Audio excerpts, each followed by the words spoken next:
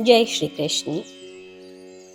हमने देखा कि गोपू लाली स्वामी जी के पास रह रहे हैं और जब कुटिया से उतरते हुए उनके पैर में लग गई तो दोनों उनकी सेवा कर रहे हैं। वैद्य जी को बुलाने के लिए पीछे पड़े हैं। गोपू कहता है, मैं यो सब को नहीं समझूं कि तो एक बार वैद्य जी ने दिखाई दियो। स्वामी जी कहते हैं, वैसे तो मुझे दिखाने की इच्छा ही नहीं है और दिखाऊं भी तो वैद्य जी को पैसे कहाँ से दूंगा। थाने गई कमी 4 गुज्जाधारी रो हाथ थाका माथा मारे फिर कोई भी बेदार देख जाशी आंसू कहीं पीसा ले वालो। इस तरह तो ये सिर जो केवल 4 गुज्जाधारी के आगे झुकता है फिर औरों के आगे भी झुक जाएगा। जीवन में केवल भगवान और गुरु का एहसान लिया है, अब और किसी का नहीं लेना चाहता, क्योंकि इस तरह मैं औरों से फिर खुलकर बात नहीं कर सकता। अभी मैं स्वतंत्र हूँ, मुक्त हूँ, फिर बंध जाऊंगा। मुझे नाप तोल कर सोच समझ कर बोलना होगा। मेरी स्वाभाविकता खो जाएगी, कृत्रिमता आ जाएगी। फिर मैं वो काम करने के लिए मजबूर हो जाऊंगा जो उन्हें अच्छा लगता हो।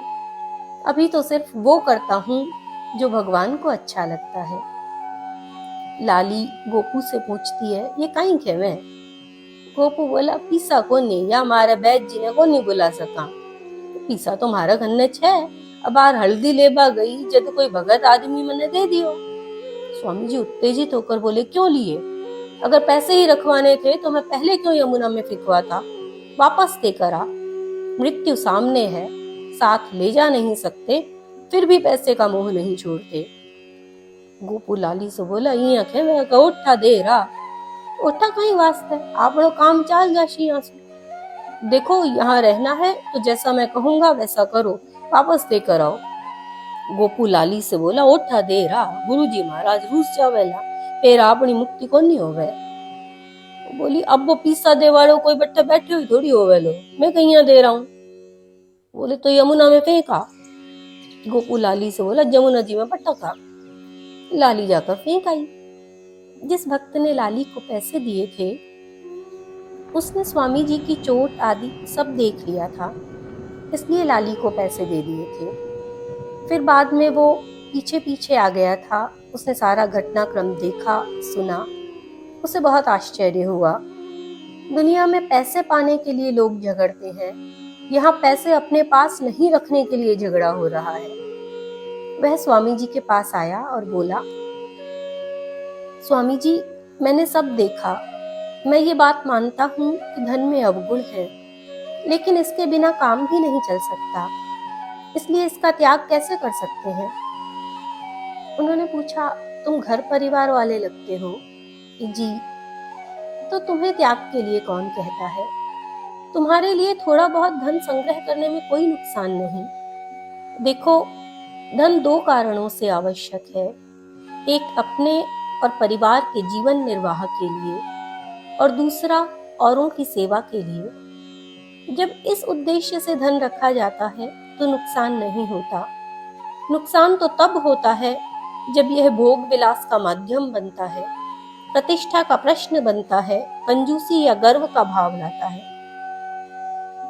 जहां तक सन्यासी का प्रश्न है तो उसके लिए कामिनी कांचन विष की तरह है, क्योंकि धन की उसे आवश्यकता ही नहीं, परिवार उसके साथ होता नहीं और स्वयं के जीवन निर्वाह की चिंता उसे होनी नहीं चाहिए। सन्यासी जीवन ईश्वर निर्भरता का उदाहरण होता है।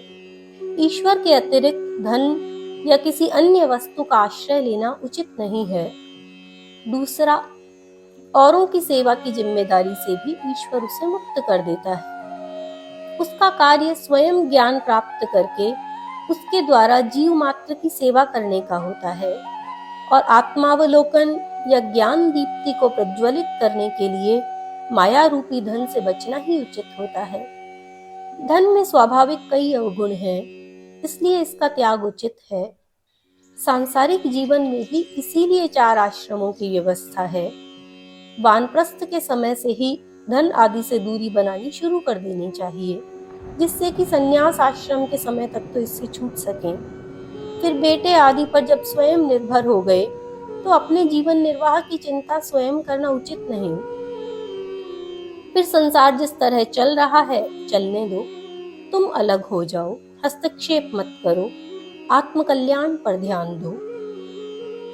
भक्त बहुत ध्यान से सभी बातें सुन रहा था। बोला, आप तो यहीं रहते हैं ना स्वामी जी? मैं समय समय पर आपके पास आता रहूंगा। कोई विशेष समय बता दीजिए जब मैं आ सकूं। ऐसी चर्चा मुझे कहीं नहीं मिल सकी अब तक। सबने यही कहा है कि खूब कमाओ, खूब परोपकार करो। आप तो इससे भी ऊपर की बात करते हो। बोले, परोपकार करना बहुत अच्छा है, बल्कि सत्य तो यह है कि परोपकार कुछ नहीं होता। जो थोड़ी बहुत पर सेवा बन सके वो करना बहुत अच्छा है। उपकार करने की सामर्थ्य तुच्छ इंसान की कहाँ है? वो तो परमात्मा का काम है। लेकिन जिसे सत्य जानना है, जीवन का सार समझना है, ईश्वर से जान पहचान करनी है, तो उसे ऊपर उठना होगा। बोला, कभी कभी तो ईश्वर से भय भी लगता है कि कहीं अनिष्ट ना हो जाए। हम मंत्रोच्चारण या पूजा पाठ गलत कर दें तो वो रुष्ट ना हो जाए। ऐसा क्यों? स्वामी जी कहते हैं, कोई राजा या प्रधानमंत्री होता है तो सभी लोग उससे डरते हैं कि कहीं किसी बात पर नाराज ना हो जाए, दंड ना दे दे। लेकिन राजा के परिवार वाले, जान पहचान वाले उससे नहीं डरते। वे जानते हैं राजा का स्वभाव कैसा है। वह करुणामय है, नाराज नहीं होता। फिर कोई गलत काम हो भी गया तो वो सुधार देगा, गलती बता देगा। राजा भी गलती सुधार देता है, लेकिन उन्हीं की जो उसके परिचित हैं, उसके कहे अनुसार चलते हैं, उस पर अपना भार डाल देते हैं। आम प्रजा के साथ वो न्यायकर्ता की तरह व्यवहार करता है। इसी तरह ईश्वर को जब तक बहुत दूर का पराया मान लेते हैं, तब तक भय रहता है। उससे जान पहचान कर लो, उसके परिवार के एक सदस्य बन जाओ, फिर भय नहीं रहता। परिवार वालों की देखरेख तो वो खुद ही करेगा। नाराज भी होगा तो हित के लिए, हमारे सुधार के लिए। उससे संबंध बना लो। कैसे बनाए उससे संबंध? संसार के साथ समय व्यतीत करना कम करो, ईश्वर के साथ ज्यादा व्यतीत करो। संबंध अपने आप बन जाएगा। संबंध वास्तव में है, हम भूले हुए हैं, लेकिन फिर धीरे धीरे इस बात का प्रगाढ़ विश्वास हमें हो जाएगा कि वो अपना ही है। तो बोला, ये तो बताइए, मैं आना चाहूं तो कब आऊं? कभी भी आ जाना, सुबह शाम भिक्षा के लिए जाता हूँ, उसके अतिरिक्त जब चाहो आ जाना। वो भक्त चला गया। लाली और गोपू स्वामी जी की सेवा में थे, क्योंकि उन्हें 3 दिन यहाँ बिताने हैं। इसके बाद उन्हें सिधार जाने की बात, जैसा चार भुजाधारी ने कही है, वो होना है। इसे अब हम आगे की कड़ी में देखेंगे, आगे के भाग में देखेंगे। जय श्री कृष्ण।